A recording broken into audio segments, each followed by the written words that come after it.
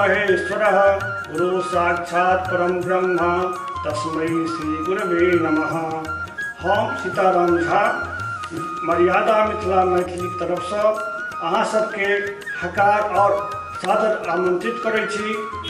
दिनांक 3 मार्च शिवहंसा चौक पर सांस्कृतिक कार्यक्रम भ रहा है, जाहिमे सब आदमी अधिक से अधिक आदमी आबि कऽ और एहि कार्यक्रम के सफल बनाबियो और एहि कार्यक्रम के आगू बढ़बियो और अपन मिथिला भाषी जतेक छियै और जतेक आदमी छियै सब आदमी आबि कऽ और एकर आगू बढ़बियो। और पुनः हम दोबारा नमस्कार करै छी और सब आदमी जरूर एबै जरूर।